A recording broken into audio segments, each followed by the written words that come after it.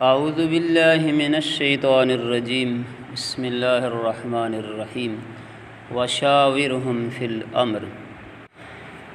یہ صورت آل عمران آیت نمبر 159 ہے۔ اس آیت میں اللہ تعالیٰ نے مشورہ کا حکم دیا ہے، اور صورت شورى میں اللہ تعالیٰ نے مومنین مخلصین کی صفات میں اس صفت کا ذکر کیا ہے کہ ان کے کام باہمی مشورے سے طے پاتے ہیں۔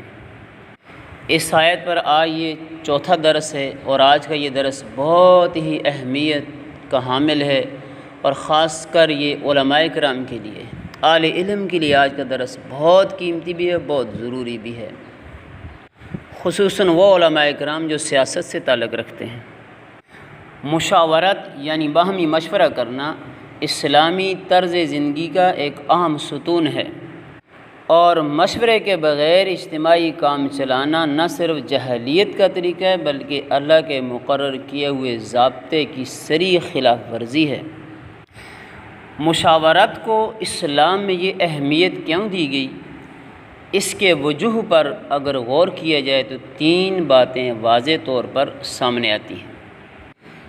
ایک یہ کہ جس معاملے کا تعلق دو یا زائد آدمیوں کے مفاد سے ہو، اس میں کسی ایک شخص کا اپنی رائے سے فیصلہ کر ڈالنا اور دوسرے متعلق اشخاص کو نظر انداز کر دینا یہ زیادتی ہے۔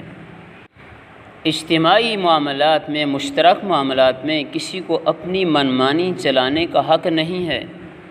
انصاف کا تقاضا یہ ہے کہ ایک معاملہ جتنے لوگوں کے مفاد سے تعلق رکھتا ہو اس میں ان سب کی رائے لی جائے۔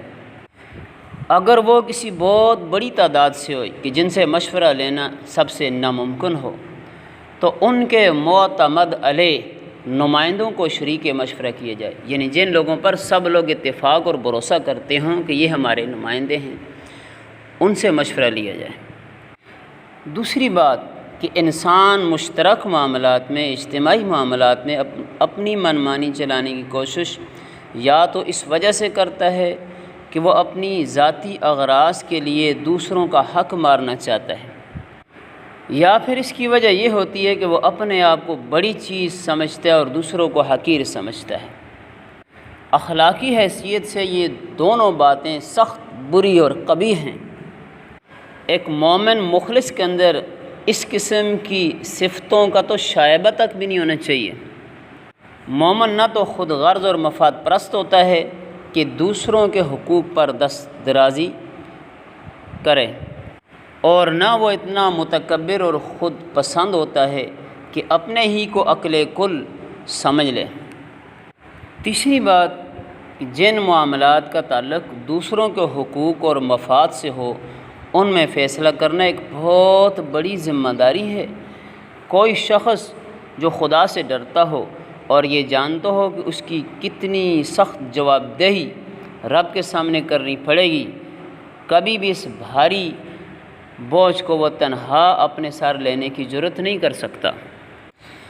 اس طرح کی جرتیں صرف وہی لوگ کرتے ہیں جو دنیا پرست اور آخرت سے بے فکر ہوتے ہیں۔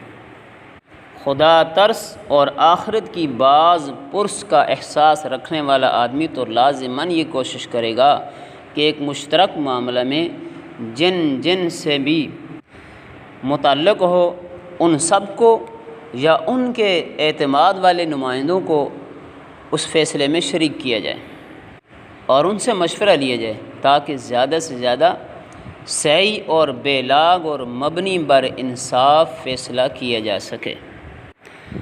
یہ تین وجوہ ایسے ہیں جن پر اگر آدمی غور کرے تو اس کی سمجھ میں یہ بات اچھی طرح آ سکتی ہے کہ اسلام جس اخلاق کی انسان کو تعلیم دیتا ہے، مشورہ اس کا لازمی تقاضا ہے۔ اس سے انحراف ایک بہت بڑی بد اخلاقی ہے جس کی اسلام کبھی اجازت نہیں دے سکتا۔ اسلام یہ چاہتا ہے کہ مشاورت کا اصول ہر چھوٹے بڑے اجتماعی معاملات میں برتا جائے۔ گھر کے معاملات ہوں تو میاں بیوی اگر اولاد جوان ہوگی تو ان کو بھی ساتھ شریک کر کے مشورہ کیا جائے۔ خاندان کے معاملات ہوں تو خاندان کے بڑے اور سمجھدار لوگ اس معاملے کو مشورہ سے طے کریں۔